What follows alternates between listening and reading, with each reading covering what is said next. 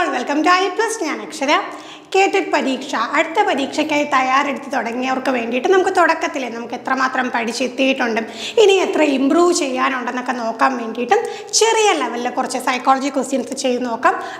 പതിയെ നമുക്ക് അതിൻ്റെ ഒരു കോംപ്ലക്സിറ്റി കൂട്ടിക്കൊണ്ടുവരാം. അപ്പോൾ നിങ്ങൾ തീർച്ചയായിട്ടും നിങ്ങൾ ഇപ്പോൾ നിൽക്കുന്ന ലെവലിൽ നിന്നുകൊണ്ട് നിങ്ങൾക്ക് എത്ര ചോദ്യങ്ങൾക്ക് കറക്റ്റ് ഉത്തരം കണ്ടെത്താൻ കഴിയുന്നുണ്ടെന്ന് തീർച്ചയായും കമൻറ്റ് ചെയ്യാം. ആദ്യത്തെ ചോദ്യത്തിലേക്ക് കടക്കാം. Dysgraphia is. അപ്പോൾ നമുക്ക് സാധാരണഗതിയിൽ പരീക്ഷകൾക്ക് ലേണിംഗ് ഡിസബിലിറ്റീസിനെ കുറിച്ച് ചോദിക്കാറുണ്ട്. അപ്പോൾ പണ്ടൊക്കെ ആണെങ്കിൽ ഡയറക്റ്റ് ചോദ്യങ്ങളായിരുന്നു, ഇപ്പോൾ ഒന്നിരുത്തി ചിന്തിക്കണം എന്നുള്ള രീതിയിലുള്ള ചോദ്യങ്ങളാണ്. കൺസെപ്റ്റ് അറിയാമെങ്കിൽ ഇനി ഏത് രീതിയിൽ ചോദ്യം നമ്മുടെ മുമ്പിൽ പ്രത്യക്ഷപ്പെട്ടാലും നമുക്ക് തീർച്ചയായിട്ടും ആൻസർ കണ്ടെത്താനായിട്ട് കഴിയും. അപ്പോൾ dysgraphia is a speech disorder characterized by stuttering and errors in articulation, locomotor disorder characterized by gross motor impairment, neurological disorder characterized by trouble in forming letters and shapes, psychological disorders characterized by lack of attention and impulsive behavior. അപ്പോൾ ഈ ഒരു learning ഡിസബിലിറ്റിയെ കുറിച്ച് കൃത്യമായിട്ട് അറിയുന്നവർക്കും ഈ വലിയ ഓപ്ഷനൊന്നും കണ്ട് പേടിക്കേണ്ട കാര്യമില്ല. ഒറ്റ ടേം മാത്രം കിട്ടിയാൽ മതി. എന്താണ്? ലെറ്റേഴ്സ്. ഈ ഒരു പദം കിട്ടിക്കഴിഞ്ഞാൽ ബാക്കിയെല്ലാം അപ്പം തന്നെ നമുക്ക് എലിമിനേറ്റ് ചെയ്യും. അപ്പോൾ എന്താണ് ഡിസ്ഗ്രാഫിയ? മുമ്പുള്ള ക്ലാസ്സിലും പറഞ്ഞിട്ടുള്ളതാണ്. ഗ്രാഫിയ എന്ന് പറയുമ്പോൾ റൈറ്റിങ്ങുമായിട്ട് ബന്ധപ്പെട്ടാണ്. കാലിഗ്രഫി ആർട്ട് ഓഫ് റൈറ്റിംഗ് ആണെന്നൊക്കെ പറഞ്ഞിട്ടുണ്ട്. അപ്പോൾ എന്തായിരിക്കും ആൻസർ വരിക? ഇതൊരു ന്യൂറോളജിക്കൽ ഡിസോർഡർ ആണ്. അവിടെ ലെറ്റേഴ്സും ഷേപ്സും ഒക്കെ എഴുതുന്നതിൽ കുട്ടികൾക്കുണ്ടാവുന്ന ആ ഒരു ബുദ്ധിമുട്ടിനെയാണ്, ആ ഒരു പഠന വൈകല്യത്തിനെയാണ് നമ്മൾ എന്ത് പറയുക? ഡിസ്ഗ്രാഫിയ എന്ന് പറയുന്നത്. അടുത്ത ചോദ്യം. According to Howard Gardner, a philosopher has dash type of intelligence and a sculptor has more dash type of intelligence. അപ്പോൾ ചോദ്യം മനസ്സിലായി കാണാം. എവിടെ നിന്നാണ് ചോദ്യം? ഹൊവാർഡ് ഗാർഡനറിൻ്റെ മൾട്ടിപ്പിൾ ഇൻ്റലിജൻസ് എന്നുള്ള തിയറിയിൽ നിന്നാണ്. ഇപ്പോൾ ഇവിടെ നോക്കിക്കേ, രണ്ടുത്തരം നമുക്ക് കിട്ടണം. പണ്ടൊക്കെ എന്താ ഡയറക്റ്റ് ഒരെണ്ണം ആയിരിക്കും ചോദിക്കുന്നത്. അപ്പോൾ ഇവിടെ നോക്കിക്കേ, രണ്ട് കാര്യങ്ങൾ. ആരുടെയൊക്കെയാണ്? ഫിലോസഫറിനുള്ളത് എന്ത്, പിന്നെ അതേപോലെ സ്കൾപ്റ്ററിനുള്ളത് എന്ത്. അപ്പം നോക്കിക്കേ, ഫിലോസഫർ എന്ന് പറയുമ്പോഴത്തേക്ക് അവിടെ കുറച്ചും കൂടെ നമ്മൾ എന്ത് ബന്ധമായിരിക്കും ഉണ്ടായിരിക്കുക? അവിടെ ഇൻട്രാ പേഴ്സണൽ ആയിരിക്കും അല്ലേ? ഒന്ന് ആലോചിച്ച് നോക്കിക്കേ. സ്വയം കാര്യങ്ങൾ അവലോകനം ചെയ്യാനും സ്വയം ചിന്തിക്കാനും ഒക്കെ കഴിവുള്ള ഒരു വ്യക്തിക്കല്ല ഒരു തത്വചിന്തകൻ എന്നുള്ള ലെവലിലോട്ട് ഉയരാൻ കഴിയും. അപ്പം മറ്റുള്ളവരുമായിട്ടുള്ള കമ്മ്യൂണിക്കേഷൻ ആണെങ്കിൽ തീർച്ചയായിട്ടും എന്താണ് അവിടെ ഇൻ്റർ പേഴ്സണലായിപ്പും. ഇത് അദ്ദേഹത്തിനോട് സ്വയം ഉള്ള ആ ഒരു കമ്മ്യൂണിക്കേഷൻ ആയതുകൊണ്ട് തീർച്ചയായും ഉത്തരം എന്ത് വരും? ഇൻട്രാ പേഴ്സണൽ വരും. ഇൻട്രാ പേഴ്സണൽ വന്നു കഴിഞ്ഞാൽ മറ്റേൻ്റെ ഉത്തരം നമുക്ക് ഒബ്വിയസ്ലി കിട്ടും. ഒരു സ്കൾപ്ചർ, ഒരു ശില്പി എന്ന് പറയുമ്പോൾ ശില്പിക്ക് ഏകദേശം എന്താണ് സ്പേസുകളെ കുറിച്ചൊരു ധാരണ വേണോ അല്ലേ? എത്ര സ്പേസിൽ ഈ ഒരു പർട്ടിക്കുലർ ശില്പം നിൽക്കും, എത്ര ഭാഗം അതിൽ നിന്ന് ഒഴിവാക്കിയാലാണ് ഉദ്ദേശിക്കുന്ന രൂപം തെളിയുക എന്നൊക്കെയുള്ളൊരു ഇൻ്റലിജൻസ് വേണ്ടേ? അപ്പം നമുക്ക് ആൻസർ എന്താണ്? ഫിലോസഫർ ആകുമ്പം ഇൻട്രാ പേഴ്സണലും സ്കൾപ്ചർ ആകുമ്പം സ്പേഷ്യലും. അടുത്ത ചോദ്യം. Children learn more effectively if a concept proceed from. നമ്മൾ മാക്സിംസ് ഓഫ് ടീച്ചിങ് ഒക്കെ പഠിച്ചിട്ടുണ്ട്. അപ്പോൾ അതുമായിട്ടൊന്ന് കണക്ട് ചെയ്താൽ തന്നെ ഉത്തരം കിട്ടും. Generic to specific, abstract to concrete, complex to simple, rational to empirical. അപ്പോൾ നോക്കിക്കേ, ഇവിടെ എന്തായിരിക്കും ആൻസർ വരിക? നമ്മളൊരു കുട്ടിയെ കാര്യങ്ങൾ പഠിപ്പിക്കുമ്പോഴത്തേക്കും വളരെ സ്പെസിഫിക് ആയിട്ടുള്ള കാര്യമല്ല ആദ്യം പറയാം, ആദ്യം ജനറലായിട്ട് പറയും.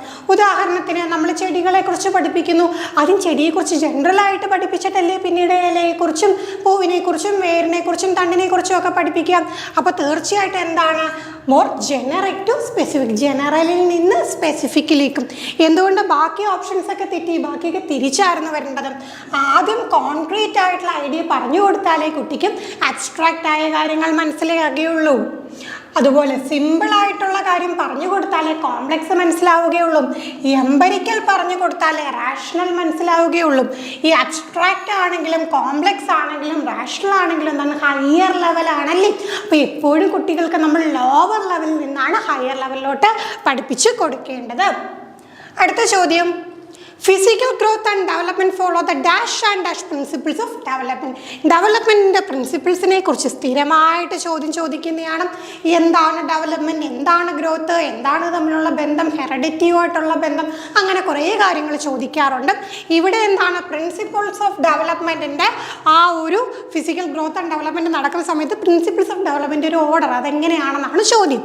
Integration simple to complex, differentiation complex to simple, cephalocaudal top down, പ്രോക്സിമോ distal inner to outer, proximodistal top down, cephalocaudal inner to outer, differentiation simple to complex, integration complex to simple. രണ്ടോ കാര്യങ്ങളേ ഉള്ളൂ, അതിനെ തിരിച്ചും മറിച്ച് ഒരിടത്ത് അങ്ങ് ഇട്ടേക്കുവാണ്. ആദ്യം തന്നെ നമുക്ക് എന്ത് ചെയ്യാം, ഈ രണ്ടെണ്ണം എലിമിനേറ്റ് ചെയ്യാം അല്ലേ. നമ്മുടെ ശരീരത്തിൻ്റെ വളർച്ച എന്ന് പറയുമ്പോൾ ഇൻ്റഗ്രേഷൻ ഡിഫറൻസിയേഷൻ ഒന്നും അവിടെ വരുന്നില്ല. പിന്നെ വരുന്ന രണ്ട് കാര്യങ്ങളാണ് സെഫാലോകോഡലും പ്രോക്സിമോ ഡിസ്റ്റലും. അത് കൃത്യമായിട്ട് പഠിച്ചു വെക്കണം. നോക്കി, കൃത്യം പഠിച്ചില്ല എന്നുണ്ടെങ്കിൽ ഈ രണ്ട് ഓപ്ഷൻ ഏതാണെന്ന് നമുക്ക് അറിയാൻ മേലാതായിപ്പോവും. അപ്പം നോക്കിക്കേ, സെഫാലോകോഡൽ എന്ന് പറയുമ്പം ടോപ്പ് ടു ഡൗൺ, പ്രോക്സിമോ ഡിസ്റ്റൽ എന്ന് പറയുമ്പം ഇന്നർ ടു ഔട്ടർ. ഇതാണ് കറക്റ്റ് ആയിട്ടുള്ള ആൻസർ. അപ്പോൾ അടുത്ത ഓപ്ഷൻ എന്താണ്, നേരെ തിരിച്ചാണ് കൊടുത്തേക്കുന്നത്. അപ്പോൾ പഠിച്ചു വെക്കാം. നമ്മുടെ ആൻസർ എന്താണ്, ടോപ്പ് ഡൗൺ, ശിരസ് മുതൽ പാദം വരെയും. പിന്നെ പ്രോക്സിമോ ഡിസ്റ്റൽ എന്ന് പറയുമ്പോൾ എന്താണ്, ആ ഒരു നടുക്ക് ഭാഗത്ത് നിന്ന് വശങ്ങളിലേക്കും. അങ്ങനെയാണ് എന്ത് നടക്കുക, നമ്മുടെ ആ ഒരു ഫിസിക്കൽ ഗ്രോത്ത് ആൻഡ് ഡെവലപ്മെൻറ്റ് നടക്കുക. Final question, the primary goal of learning should be. സ്ഥിരമായിട്ട് ചോദിക്കുന്ന ഒരു കാര്യമാണ്. അൾട്ടിമേറ്റ്ലി നമ്മുടെ കുട്ടികൾ എന്തിനു വേണ്ടിയിട്ടാണ് പഠിക്കുന്നത്? Memorisation of facts, becoming excellent at rote rehearsal, competing with peers, development of critical thinking. അപ്പോൾ എപ്പോഴും പറയാറുണ്ട് ഒരു ടേം, ഏത് ടേം, റോട്ട് എന്ന് പറയുന്ന പദം, കാണാപ്പാഠം പഠിക്കൽ. നമ്മുടെ പുതിയ പാഠ്യപദ്ധതിയിൽ ആ ഒരു സംഗതിയെ ഇല്ല, അത് കണ്ട അപ്പം തന്നെ വെട്ടിക്കളഞ്ഞു വേണം. പിന്നെ നോക്കിക്കേ, മെമ്മറൈസേഷൻ ഓഫ് ഫാക്ട്സ്, ഇനി എന്തിനാണ് ഈ കാണാപ്പാഠം പഠിക്കുന്നത്? അവിടെ അത് തന്നെയാണ് വന്നത്. കോമ്പീറ്റിംഗ് വിത്ത് പിയേഴ്സ്, നമ്മൾ നമ്മുടെ കൂടെയുള്ള കുട്ടികളോട് മത്സരിക്കാനാണ്, അതിന് വേണ്ടിയിട്ടാണ് നമ്മുടെ പഠന ലക്ഷ്യം. അപ്പം നമ്മുടെ ലക്ഷ്യം എന്താണ്, ഡെവലപ്മെൻറ്റ് ഓഫ് ക്രിട്ടിക്കൽ തിങ്കിങ്. കാര്യങ്ങളെക്കുറിച്ച് അവനവൻ്റേതായിട്ടുള്ള രീതിയിൽ വിശകലനം ചെയ്യാനും ചിന്തിക്കാനും കഴിവുള്ള കുട്ടികളെയാണ് നമ്മൾ വാർത്തെടുക്കേണ്ടത്. അപ്പം നമുക്ക് ആൻസർ എന്താണ്, ഡെവലപ്മെൻറ്റ് ഓഫ് ക്രിട്ടിക്കൽ തിങ്കിങ് ആണ്. അപ്പോൾ ഇന്ന് നമ്മൾ സിമ്പിളായിട്ടുള്ള 5 ചോദ്യമാണ് ഡിസ്കസ് ചെയ്തത്. നിങ്ങൾക്ക് എത്ര മാർക്ക് സ്കോർ ചെയ്യാൻ പറ്റിയെന്ന് തീർച്ചയായിട്ടും കമൻറ്റ് ചെയ്യുക. ഇതുപോലൊരു മറ്റൊരു ക്ലാസ്സുമായി നമുക്ക് വീണ്ടും കാണാം. താങ്ക്